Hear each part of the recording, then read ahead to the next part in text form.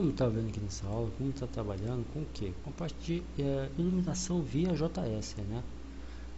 Dá um pulinho aqui em Project, ó, Lighting, né? Ou seja, iluminação Bolt. Clicou, de cara parece que a gente só tem um plane, né? Na realidade, é uma iluminação que não se baseia no elemento dinâmico de luz, tá? Se baseia em sistema de partículas, tanto que se você for dá um pulinho aqui, ó. Deixa eu pegar aqui, Hierarchic, né?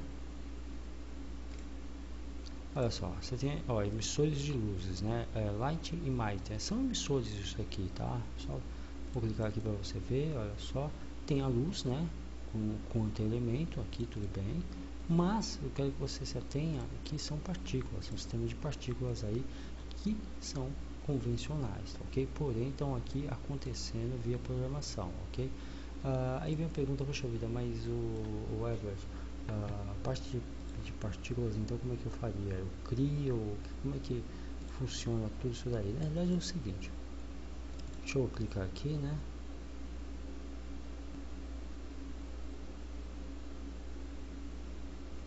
Carregando aqui o programa, né? Pelo Mono Developer.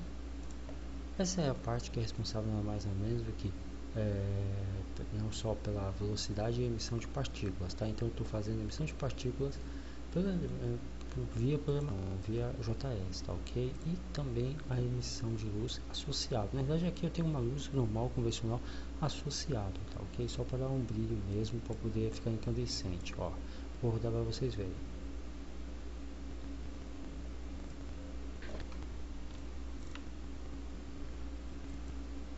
Ok, aí eu tenho esse efeito aí totalmente, enfim, de energia, né? Então como é que funciona tudo isso? Primeiramente eu tenho aqui uma esfera, né? Olha só, uma esfera convencional poderia ser qualquer outro elemento, não é a esfera que faz com que nada ocorra, poderia ser, sei lá, a hidra, não importa, poderia ser qualquer elemento, ó. Você vê, ó, se torna funcional do mesmo jeito, ó.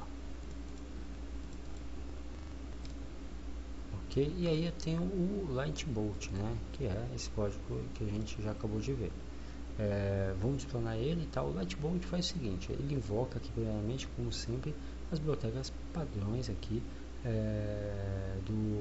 que são necessárias da Unity, né? Aí você fala, poxa vida, mas tem uma coisa errada, a aula de JavaScript eu estou com um código aqui em C#. Então, o que acontece? É muito comum, tá? Só para você se familiarizando, é muito comum mesmo pensar em trabalhar com gêmeos siameses, C# e JavaScript. Então, eu vou estar explicando o código em C#, porque o que acontece? Eu tenho um código em JavaScript associado também, tá? O código em C# aqui, ele está fazendo nada mais nada menos do que a parte dinâmica da emissão, da iluminação, tá ok? Esse elemento tem o modelo 3D associado, tá? Pode ser qualquer um desses elementos. O código em C#, que faz a parte de iluminação, a luz, que faz a parte de clareamento, o emissor de partículas, né, tá aqui, ó, justamente porque ele tem que existir, tá bom? O renderizador do mesmo, tá? A parte de colisão e a parte de drag, que é a parte, ou seja, de a parte de drag é a parte do JavaScript responsável aqui, ó, para você conseguir mover e puxar um elemento. E é a parte mais simplista, olha só. Vamos rodar para vocês entenderem.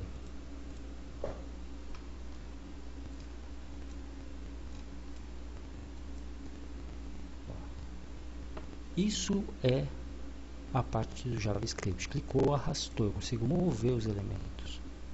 Olha que legal.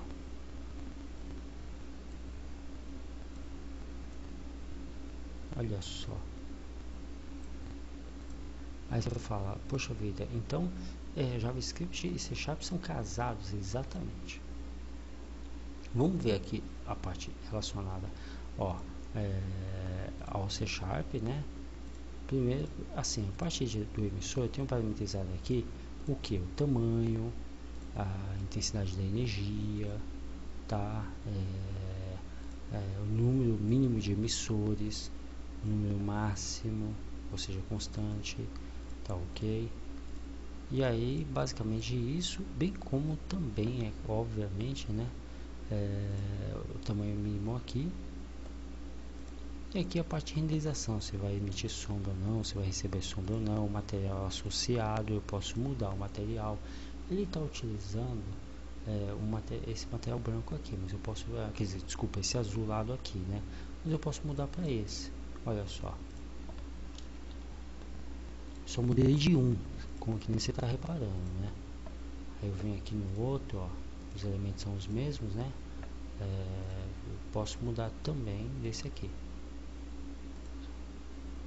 Pegar um branquinho aqui, ó, deixa eu mudar esse aqui também, ó, drag, né, ó, rotina, o JS aqui, o drag associado.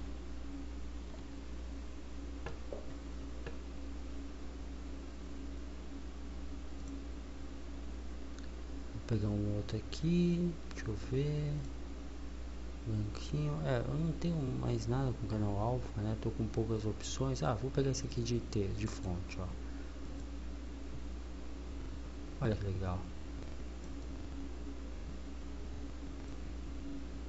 Eu peguei aquele lá porque ele possui o canal alfa, né? Mas enfim, aqui é a parte de fontes. E a quantidade, que eu havia comentado com vocês, eu vou jogar uma quantidade pequena aqui, eu vou jogar 10, no máximo 30, olha só.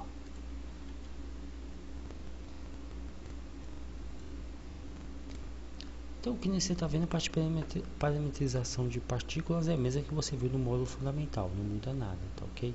Eu tenho a parte de luz aqui, que eu posso inclusive mudar a coloração, a intensidade, normal, né? Se vai ter halo ou não, ou seja, auréola, né? Para a áurea, rodiano, se vai estar aí o tipo de sombra, se é suave, se é hard, mas só vai estar disponível para a versão Pro. Ok? E aqui o raio de alcance, vou diminuir aqui para 5, tá? O tipo de luz, se é spotlight, direcional, ponto ou diária, né? Você pode alterar. Olha só. Ok? Então, isso aqui são alguns parâmetros, né? Que aí eu posso estar definindo, alterando. Você vê que eu estou com a luz associado a cada uma das esferas, tá? Bem, vimos tudo, comentamos tudo, vamos ver agora a parte que é a parte de programação. Essa parte que vimos é a parte aí artística, né? A parte de programação, olha só, eu estou fazendo a requisição de duas bibliotecas que são padrões da Engine para poder estar trabalhando com C#, que é o Engine, e a System.Collection, que é a coleção aí de componentes básica default, né, da Unity, ok? Estou declarando uma classe como Lightbolt, né? E vou dizer que ela é monocomportamental, ou seja, tem um comportamento único. Estou fazendo declaração aqui de algumas variáveis públicas do tipo a transform target, né? Vale lembrar que o que está em azulado é o que? A palavra reservada, né? Que ou seja, comando nativo da engine. Estou fazendo declaração aqui de uma variável como alvo, outra do tipo inteiro como zigue-zague, outra responsável pela velocidade, tamanho, iluminação final, iluminação inicial e iluminação final. Basicamente isso. Parallel noise, ou seja, ruído, né? Que é aquela parte, aquelas ondinhas irregulares da emissão de luz, essa variável que vai estar armazenando um valor relacionado a ela, tá, ok? A parte de ponto flutuante, né? Onward zings, né? Ou seja, o zigue-zague, né? E aqui estou declarando tudo isso é declaração de matriz, tá? Quer dizer, declaração de variáveis, tá? Aqui é uma declaração já de matriz. A partir do fim da instrução, estou aqui pegando todos os valores relacionados a partículas e passando para a matriz partícula, né? Que é tipo privada, void start, né? Que ou seja, o programa principal que vai estar executando, ele vai estar aqui pegando nada mais nada menos todas aqui as irregularidades, né? Dividindo por 1 do que é do tipo float e atribuindo a uni over zings, tá ok? Estou declarando como falso a emissão de partículas, tá ok? E estou aqui nada mais nada menos a partir do fim da instrução pegando essas irregularidades, essas ondas que são do tipo emissores, né? E atribuindo a variável partícula emite, ou seja, emissor de partículas. A partir do fim da instrução, essas partículas, né, que são do tipo partícula emite, ou seja, emissor de partículas, estou atribuindo a partículas. Aqui na prática, o que eu fiz é apenas estar acertando e startando a emissão de partículas. Aí agora sim eu vou para o que interessa, a partir do void update, ou seja, enquanto estiver em modo de execução, né, aqui no nosso aplicativo, verificar se há algum ruído, irregularidade, se for igual a nulo ou nada. Se for, no caso, vou atribuir no pairing, né, que é responsável aí pela rotina responsável pela parte de regularidade, que é aquela parte de ondas, né, sabe aqui, né, que fica como se estivesse oscilando, né. Opa, pegar aqui, né, ó. Pegar aqui, ó, fica oscilando, né, essa parte regular, de sobe, desce, etc, né. Vou pegar aqui a mesma e atribuir a variável noise, que seja ruído, irregularidade. E aqui eu vou criar realmente o ruído, como? Fazendo a multiplicação desses números aqui altos, tá? Porque estão fracionados, multiplicando pela velocidade e pelo tempo de execução e atribuindo com base nos eixos x, y e z, variáveis todas do tipo ponto flutuante, né? Seja aí com ponto decimal. E aí eu vou fazer uma varredura através do comando for, onde eu tenho um contador inicial que é i com o valor 0 para começar, enquanto i for menor que a quantidade de partículas emitidas, né? Vou incrementar mais um, tá ok? E aqui agora eu vou vir nada mais nada menos que com uma sequência de disposicionamento com base em vetor, né? Que é o lerp, né? Aqui vector tree, né? Que é a parte de emissão, posicionamento, né, das partículas. Aqui na prática eu estou passando um argumento relacionado à posição, outro relacionado ao alvo e outro responsável relacionado à irregularidade, né, o zigue-zague, né, o subir e descer de ondinhas de emissão de energia. Então, o subir e descer de ondinhas de emissão de energia, estou aqui no argumento on over zigs, multiplicando pela variável float, que é ponto decimal, ok? Com base no número de incrementos aqui do i, esse é um argumento, né? O outro é a posição, o alvo, né? Que é aquela esfera que fica no meio, e o outro é aquela, e aqui é a parte de posição x, y, z. Estou passando tudo isso atribuindo a variável position, ok?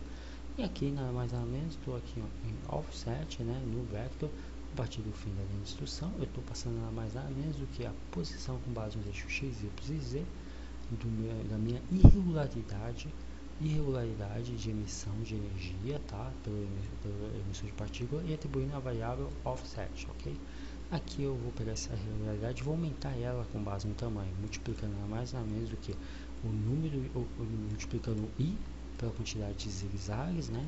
Pelo tamanho e pela posição, incrementando e atribuindo a variável position. E aqui eu estou nada mais nada menos pegando essa variável position que está armazenando tamanho, irregularidade, intensidade, posição, tudo, etc., em relação aos emissores, atribuindo a variável position com base na matriz de partículas, da mesma forma a coloração e também a relação à intensidade de energia, tá ok? Essa variável aqui, que está armazenando os valores, na realidade, é uma matriz, né? Essa variável que na realidade é uma matriz, estou atribuindo mesmo a partículas como emissor, né? A partícula emitter, e agora eu vou fazer nada mais ou menos do que uma validação se é início ou fim da emissão dessas partículas, né? Então, ó, if partícula emitter ponto partícula count, ou seja, o total de partículas se for maior ou igual a 2. Aí, se for isso ocorrer, é porque é o início, né? Aí eu verifico se está no início de emissão. Se estiver, a matriz vai ser a partir do zero, né? Ou seja, a partir do fim da instrução, posicionamento vai ser relacionado ao que? A primeiro emissor, a primeira partícula. Ok, e vou estar atribuindo a posição, né? Vou estar atribuindo, ou seja, eu sei que é o início da emissão de partículas e vou estar atribuindo a posição com base nos eixos X, Y e Z, tá ok? Sempre endereçando. Você vê que é muito parecido aqui com o JS nessa parte aqui de endereçamento, né? Apesar de ser Sharp, é um pouco parecido nessa parte de endereçamento ao, no caso aí, ao JavaScript, né? Então, o que acontece? Aqui eu estou associando o início da emissão de partículas e aqui o fim, né? Que é com base no comprimento, né? Então, olha só o que acontece. Aqui o fim é o len menos 1, né? A partir do fim da posição, né? Olha só, estou subtraindo menos 1 e atribuindo a posição, ou seja, aqui é o início da emissão de partículas e aqui é o fim, tá ok? A partir do drag que o JavaScript entra em ação, olha só, eu declaro aqui diretamente, você vê que eu não faço requisição de biblioteca, né? Aí já está a diferença grande aí no JS, né? De cara eu já atribuo aqui com base na coloração blue, que é azul, atribuo mouse over color, né? Muda a coloração do mouse, isso é atribuição de variável, tá? E aí eu chego aqui, olha, a partir do fim da instrução, a coloração, color, passo para o valor color, que é blue, que é azul, né? Que eu declarei aqui em cima, eu passo para original color, declarando como variável privada. Function start, que é o programa principal, eu chego aqui a partir do início da mesma, pego a coloração do tipo material, renderizável e atribuo original color, ok? O mouse enter, ou seja, caso o mouse passe por cima, sabe aquela parte que eu passo o mouse em cima da esfera muda de cor? Ela ocorre aqui, ó, porque está escolhido o blue, né? Só vou rodar e vocês vão ver. Ó, passei por cima, ó, ficou azul. Ó, aqui também, aqui também. Então, quer dizer, essa mudança de material se deve graças ao JavaScript. E ocorre aqui nessa linha, tá? Porque eu estou aqui atribuindo a coloração do material, tornando renderizável, ok? Quando o mouse passa em cima. E quando o mouse sai, ele volta com a coloração original, atribuindo aqui original color a color.material e tornando renderizável, ok? Só para deixar isso bem claro. E aí eu venho aqui mais ou menos o mouse down, ou seja, caso seja pressionado o mouse, aí ele vai fazer a posição de drag, ele vai pegar aqui, ó, position, através da rotina World to Screen Point, tá, ok? As posições com relação ao mundo, com base na câmera, eu vou pegar a posição e atribuir a Screen Space, que vai dar o Screen Space, tá?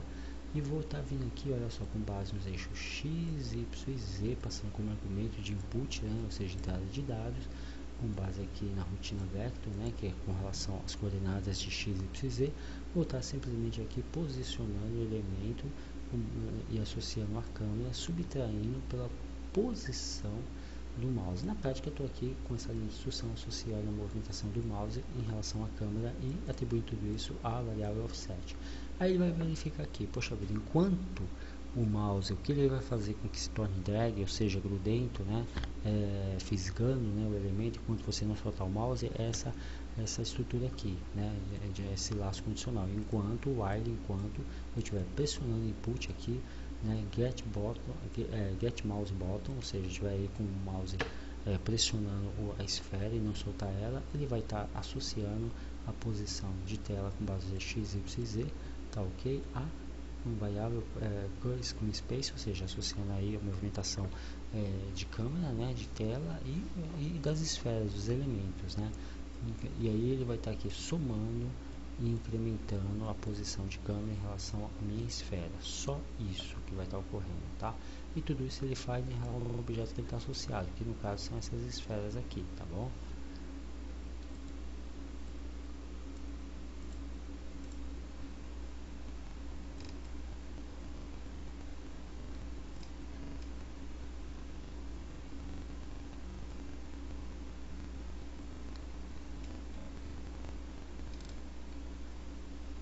Basicamente é isso, você vê que não tem muito segredo não, né?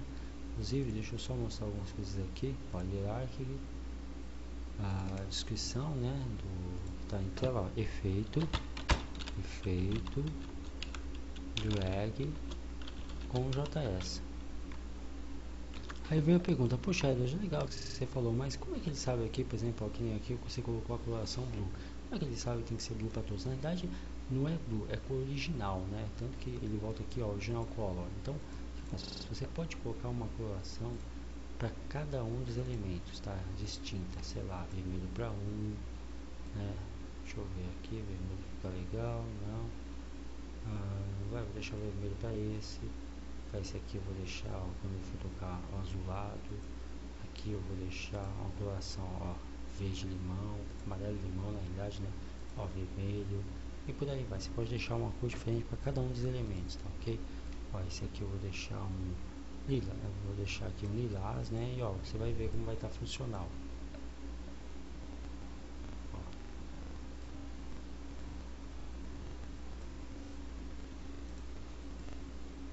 Então o que aconteceu aqui na prática é que eu simplesmente estou fazendo um swap, né? Troca, passou, o mouse saiu, volta com o original, o mouse entrou em ação, fica a cor predominante que está parametrizada na Unity, que é essa cor aqui que eu escolhi, tá ok? Então na prática eu estou fazendo um swap via código de JS, tá ok? Além da rotina drag, então o JS está fazendo o swap mais o drag, tá ok? Dúvida é só entrar em contato comigo.